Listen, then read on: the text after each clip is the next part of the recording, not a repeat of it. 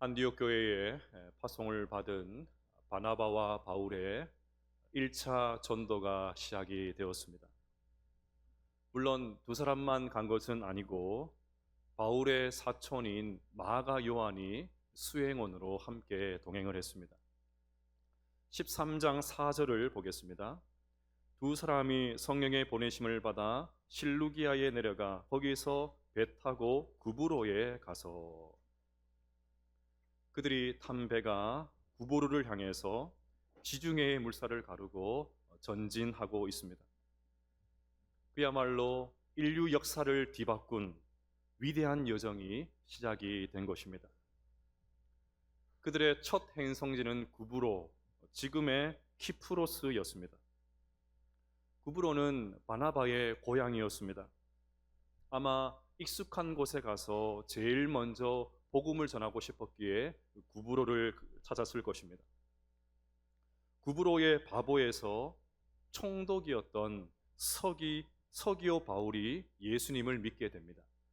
12절을 보시면 이에 총독이 그렇게 된 것을 보고 믿으며 주의 가르치심을 놀랍게 여기니라. 이후 그들은 버가를 거쳐 비시디아 안디옥까지 가서 복음을 전합니다. 오늘 이 바나바와 바울의 전도 여정을 보면서 세 가지 중요한 교훈을 발견하게 됩니다.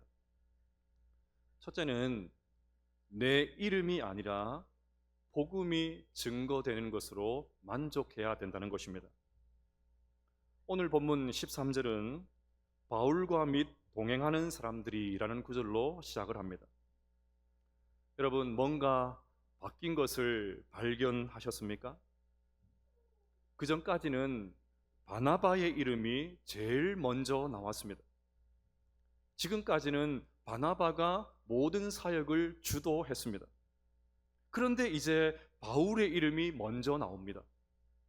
전도팀의 리더가 바나바에서 바울로 변경되었다는 뜻입니다. 이제 바울이 주님의 땅끝 비전을 이루기 위한 최선봉에 서서 전도팀을 이끌게 되었다는 말입니다. 바울의 입장에서 생각을 해보면 얼마나 감격스러웠을까요? 우리가 아는 대로 그는 본래 교회를 짓밟았던 폭도였습니다. 어떻게 하면 성도들을 더 괴롭힐 수 있을까? 연구에 연구를 거듭하고 그 연구한 결과물을 실제로 실행했던 악질 중에 악질이었습니다. 스데반이 돌에 맞아 죽어가는 그 현장 속에서도 눈 하나 깜짝하지 않았던 비정한 사람이었습니다. 그런 그를 예수님께서 일방적으로 만나 주셨습니다. 묻지도 따지지도 않고 구원해 주셨습니다. 그것도 모자라서 이제는 주님의 그 열방을 향한 전도의 도구로 그를 주님께서 최선봉에 세워주셨습니다. 그의 이름을 당당하게 제일 먼저 적어 놓으셨습니다. 은혜지요, 은혜. 바울이 어떻게 이 은혜를 잊을 수가 있겠습니까? 그래서 그는 나중에 이렇게 고백했습니다. 나는 사도 중에 가장 작은 자라. 나는 하나님의 교회를 박해하였으므로 사도라 칭함받기를 감당하지 못할 자니라. 그러나 내가 나 된 것은 하나님의 은혜로 된 것이니 내게 주신 그의 은혜가 헛되지 아니하여 내가 모든 사도보다 더 많이 수고하였으나 내가 한 것이 아니요 오직 나와 함께 하신 하나님의 은혜로다. 하지만 이것은 바나바의 입장에서는 썩 유쾌한 일이 아니었습니다. 바나바는 위로의 사람이었으니까 전혀 섭섭하지 않았을 거야, 그렇게 생각해서는 안 됩니다. 그도 우리와 똑같은 사람입니다. 이방 땅에 처음으로 안디옥 교회가 세워졌다는 소식을 듣고는 예루살렘 교회가 바나바를 보내서 안디옥 교회를 돌보게 했지요. 이 말은 바나바가 안디옥 교회의 담임 목사였다는 말입니다. 더욱이 고향에 칩거해 있었던 바울을 불러서 안디옥 교회에서 사역하게 한 장본인도 바나바였습니다. 그러니 전도팀이 처음 출발할 때에 당연히 바나바가 진두지휘해야 되죠. 바나바 말고 누구에게 이 엄청난 사명을 맡길 수가 있겠습니까? 그런데 전도의 현장에 가보니까 바울의 활약이 대단합니다. 바울이 사역을 주도합니다. 총독 서기오 바울을 믿지 못하게 하는 거짓 선지자 바 예수를 호되게 꾸짖고 제압한 사람이 바울이었습니다.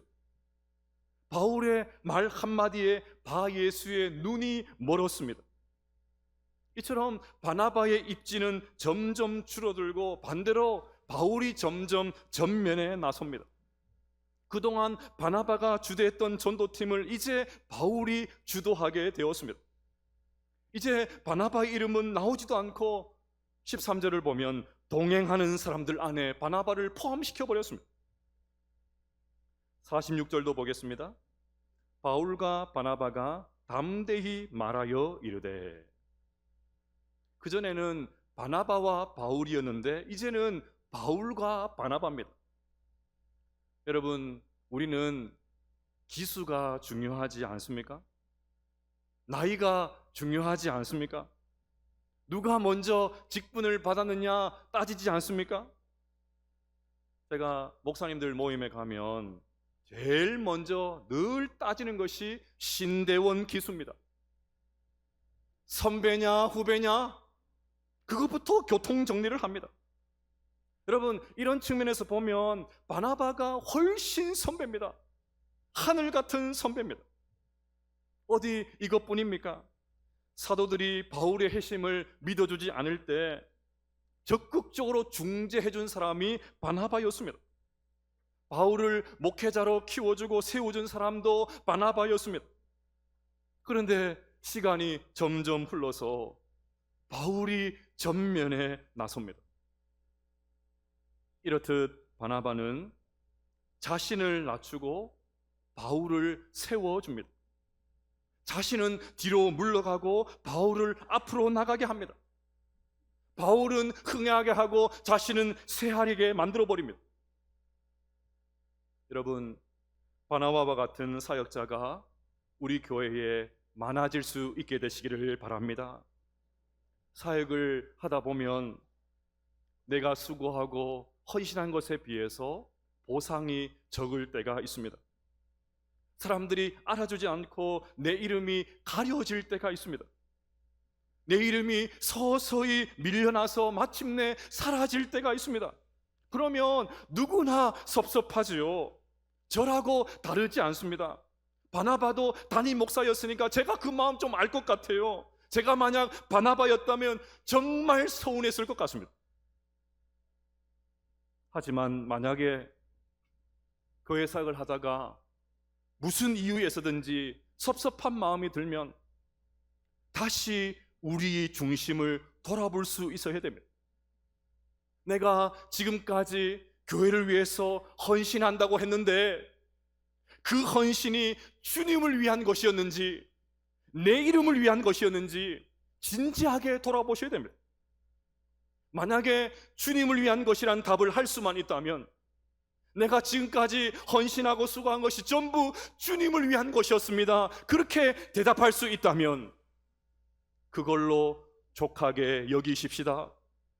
내 이름이 사라지고 주님의 이름이 드러날 수만 있다면 그것만으로도 감사하십시다.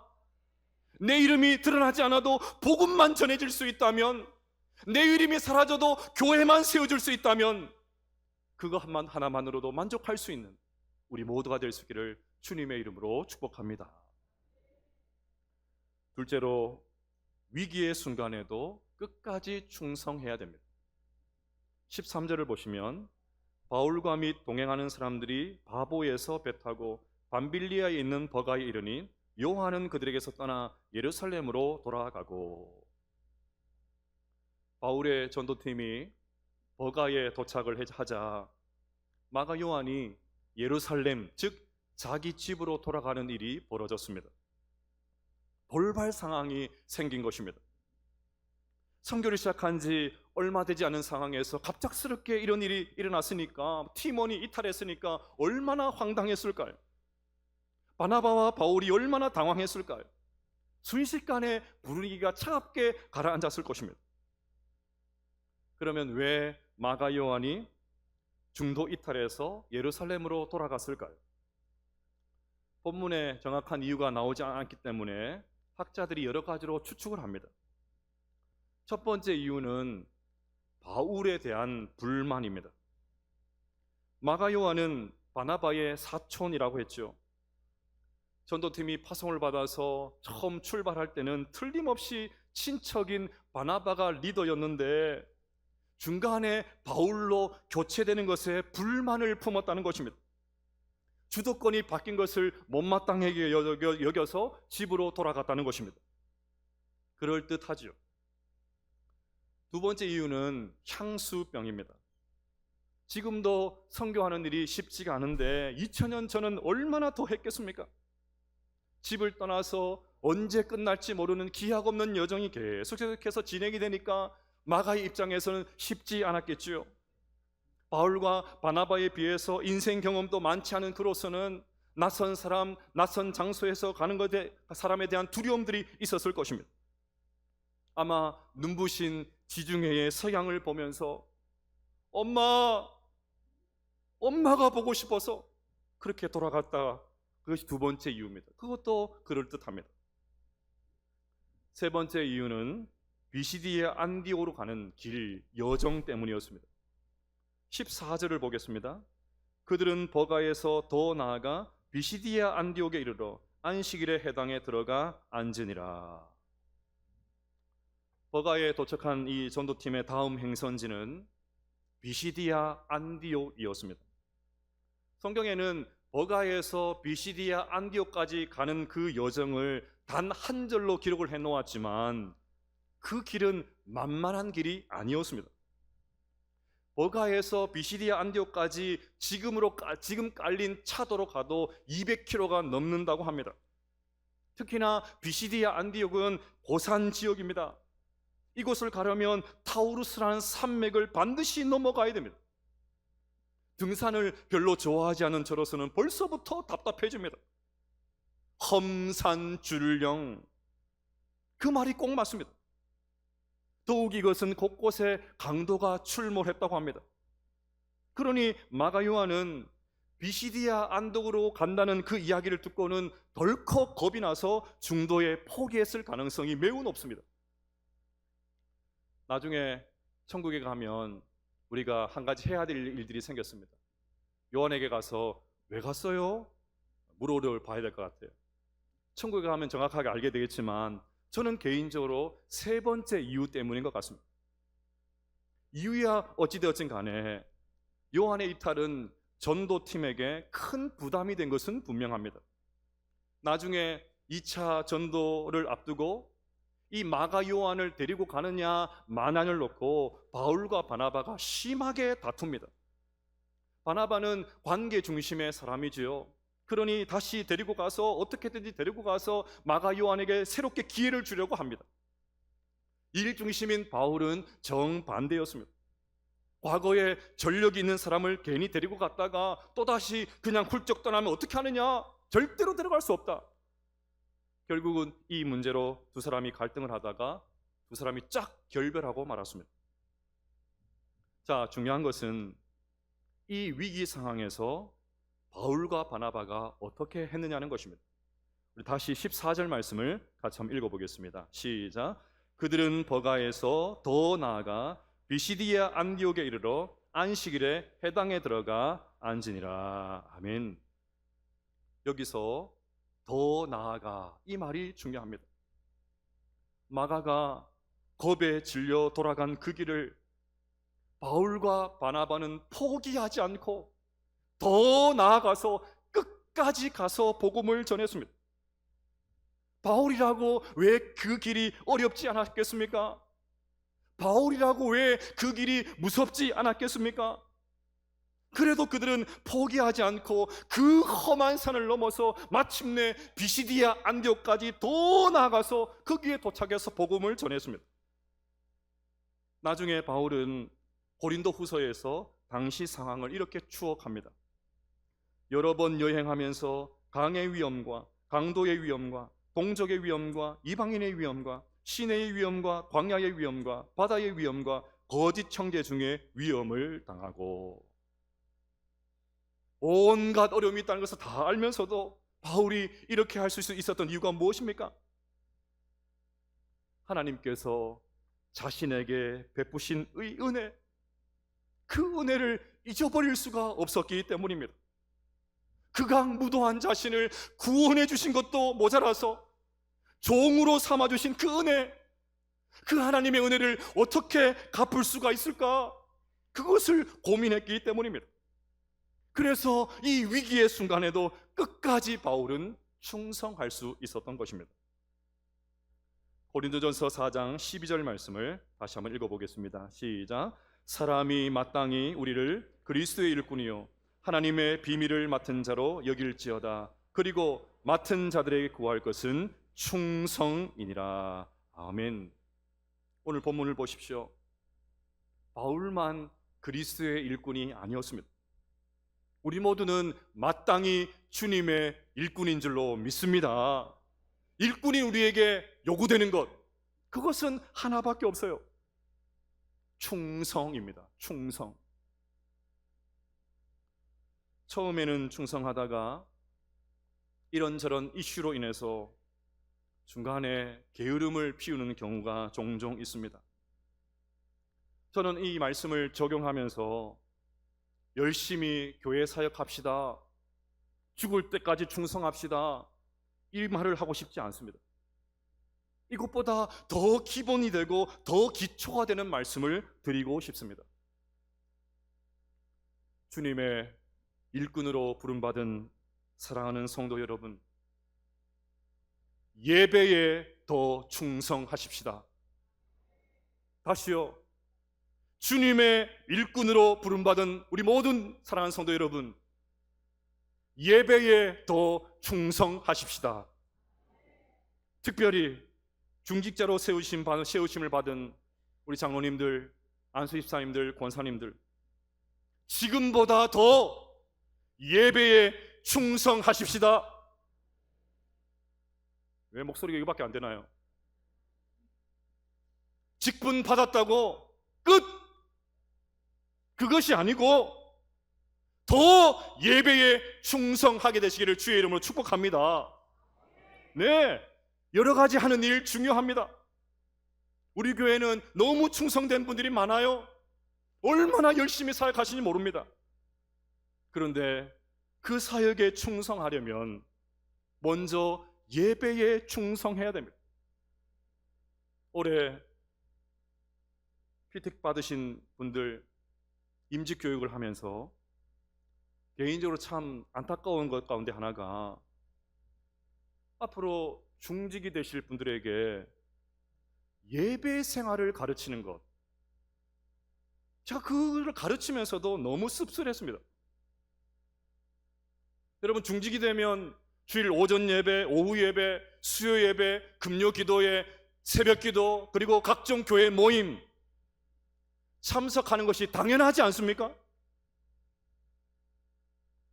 예배에 충성하는 분들을 중직자로 세워야 되는 것 아닙니까? 그런데 앞으로 중직이 될 분들에게 앉혀놓고 예배 생활 열심히 하십시오, 내가 이 교육을 하다니 너무 모순처럼 느껴졌습니다. 당연한 건데 이걸 교육을 해야 되나? 너무 모순처럼 느껴졌어요. 이유가 뭡니까? 알아서 안 하는 분들도 있기 때문 아닙니까? 직분 받기 전에는 뭔가 열심히 하는 것 같다가 직분 받은 다음에는 호련히 사라지는 분들 계셔서 그런 것 아닙니까? 현재 우리 교회의 중직자들이 109명입니다. 은퇴하신 분들까지 하면 164명입니다. 중직자 여러분, 주일 오후 예배 시간에 어디에 계십니까? 수요 예배 시간에 어디에 계십니까? 금요 기도회 때 어디서 뭘 하고 계십니까? 새벽 기도회는 특세 때만 가면 되고 새벽 기도는 나와 상관없다, 그렇게 여기고 계시지는 않습니까? 내가 분위기가 이럴 줄 알았어요. 제가 이 설교문을 준비하면서 이 말을 할까 말까, 다르게 적용할까, 수도 없이 설교문을 쓰고 지우고를 반복했습니다. 괜히 교회 분위기가 좋은데 괜히 찬물을 끼얹으면 안 되니까, 끼얹는 거 아닐까? 하지만 여러분, 잘 달리는 말에 더 채찍을 가한다고 하지요. 물론 개인적인 생활을 다 들여다보면, 면면을 보면 피치 못해서 참석하지 못하는 분들 틀림없이 있습니다. 제가 그것을 무시하는 건 아닙니다. 이런저런 형편과 상황을 보면 다 이해가 돼요. 눈물 나는 이야기 참 많습니다. 하지만 여러분, 한두 번 상황에 타협하다가 그만 느슨해진 건 아닙니까? 게으름을 피우고 있는 건 아닙니까? 그래서 얼마든지 나올 수 있는 상황인데도 그만한 편안함에 젖어 계신 것 아닙니까? 젊은 목사가 왔더니 별로 그런 거 얘기 안 하는 거 보니까 적당히 눈치 보고 그런 것 아닙니까?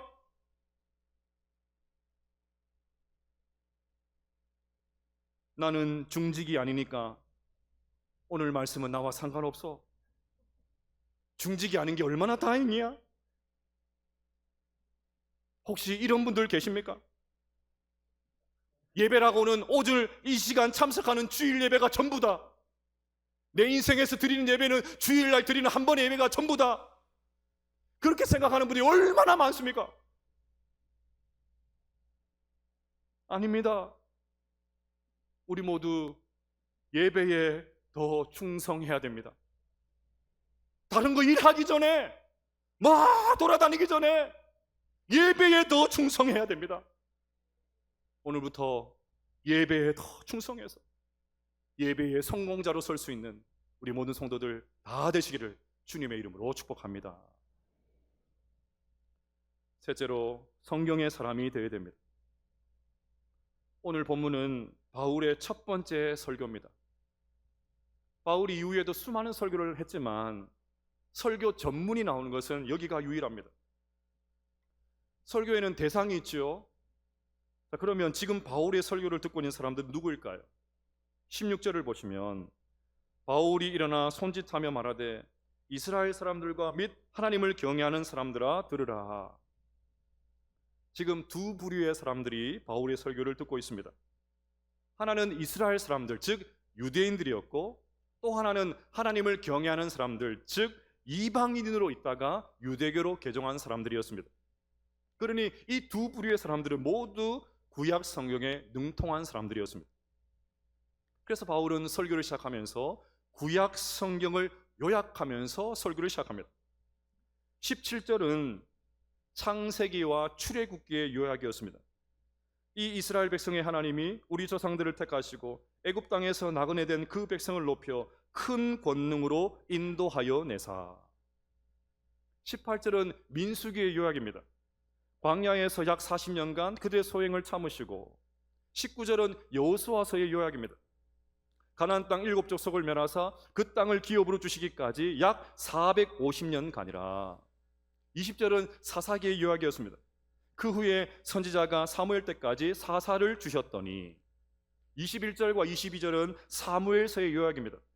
그 후에 그들이 왕을 구하거늘 하나님이 베냐민 지파 사람 기스의 아들 사울을 40년간 주셨다가 패하시고 다윗을 왕으로 세우시고 증언하여 이르시되 내가 이새의 아들 다윗을 만나니 내 마음에 맞는 사람이라 내 뜻을 다 이루리라 하시더니. 여러분, 바울이 이 구약 성경을 간단하게 요약하는 이유가 뭐겠습니까? 하나님께서 이 구약 성경을 기록해 놓으셨을 때 분명한 목적이 있다는 것을 가르쳐 주기 위해서였습니다. 그러면 그 목적이 뭘까요? 23절 말씀을 같이 한번 읽어보겠습니다. 시작. 하나님이 약속하신 대로 이 사람의 후손에서 이스라엘을 위하여 구주를 세우셨으니 곧 예수라. 아멘. 지금 바울은 너희 유대인들이 붙들고 있는 그 구약 성경, 그 하나님의 약속은 예수님께서 이 땅에 오심으로 이미 성취가 되었다. 이미 완성이 되었다고 말하고 있습니다. 여러분, 사실 이 말은 유대인들을 강하게 찌르는 말이었습니다. 왜냐하면 유대인들은 지금 이미 오신 예수님을 믿지 아니하고 여전히 메시아를 기다리면서 열심히 구약 성경을 읽고 있었기 때문입니다. 한때 바울도 그들과 다르지 않았죠. 그도 똑같은 사람이었습니다. 그런데 바울은 구약 성경에서 하나님께서 그렇게 약속하셨던 예수님을 만났습니다. 그런데 아직도 구약 성경에 파묻혀서 하늘만 쳐다보고 있는 유대인들을 보니까 너무 답답합니다. 그래서 바울이 지금 이렇게 말하고 있는 것입니다. 너희 유대인들, 구약 성경 그만 보고 이미 오신 예수님을 바라봐라. 너희들이 그렇게 읽고 있는 그 구약의 약속들이 이미 예수 그리스도 안에서 다 성취가 되었다. 그 말을 하고 있습니다. 바울은 27절에서 유대인들에게 직격탄을 날립니다. 예루살렘에 사는 자들과 그들 관리들이 예수와 및 안식일마다 외우는 바 선지자들의 말을 알지 못하므로 예수를 정죄하여 선지자들의 말을 응하게 하였도다. 유대인들이 성경을 얼마나 많이 암송을 합니까? 토시 하나 틀리지 않고 막 달달달달 외우기 위해서 어릴 적부터 훈련을 하죠. 그러니 어디에 무슨 내용이 있다, 어떤 기록이 있다 정확하게 끄집어낼 수 있었습니다. 그런데 그런 유대인들을 향해서 바울이 말합니다. 그러면 뭐하냐? 성경을 알면 뭐하냐? 토시 하나 틀리지 않고 다 외우고 있으면 뭐하냐? 도대체 무슨 뜻인 줄 몰라서 그래서 약속대로 오신 예수님을 너희들이 십자가에 못 박은 것 아니냐? 바울은 예수님이 죽으시고 부활하신 것을, 그것은 우연히 일어난 것이 아니고 하나님이 예언하신 것이 그대로 성취되었다는 것을 성경으로 논증합니다. 그래서 4번이나 구역 성경을 인용합니다. 33절을 보십시오.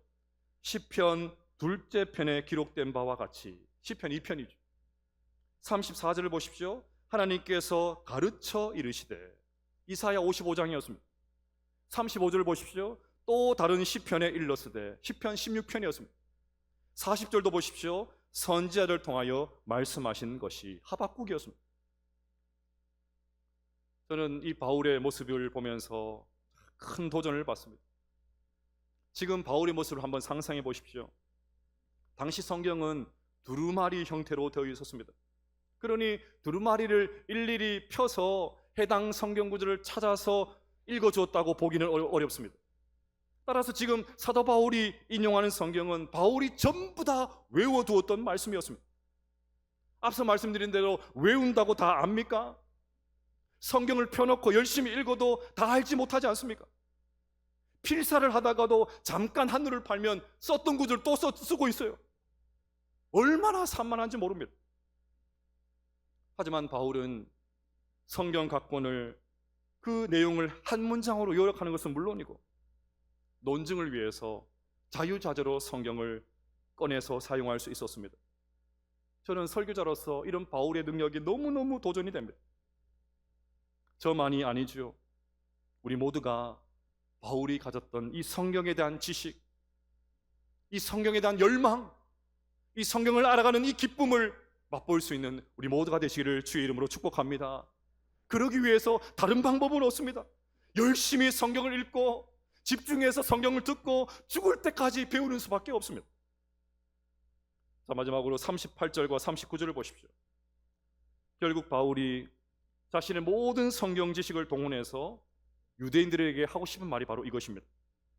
그러므로 형제들아, 너희가 알 것은 이 사람을 힘입어 죄 사함을 너희에게 전하는 이것이며, 또 모세의 율법으로 너희가 의롭다 하심을 얻지 못하던 모든 일에 이 사람을 힘입어 믿는 자마다 의롭다 하심을 얻는 이것이라.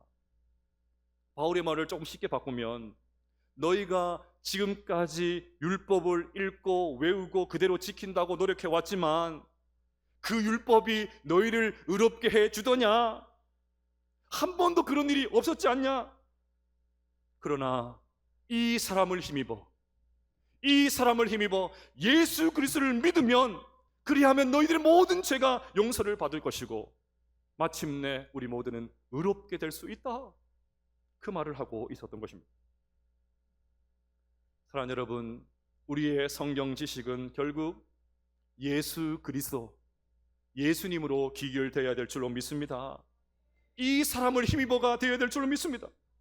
내가 이만큼 성경 읽었다, 내가 이만큼 외우고 있다, 그것이 아니라 알고 있는 성경을 통해서 결국 예수님이 드러나야 됩니다. 예수님을 알지 못하는 자들에게 생명을 전하는 말씀이 되어야 될 줄로 믿습니다. 사랑하는 여러분, 오늘 세 가지 말씀을 드렸습니다. 내 이름이 아니라 복음이 증거되는 것으로 만족하고, 위기가 있어도 끝까지 충성하고, 더 나아가서 성경의 사람이 되셔서 우리 모두가 오직 예수 그리스도를 증거하는 전도자로 살아갈 수 있는 우리 모든 성도들 다 되시기를 주님의 이름으로 축복합니다.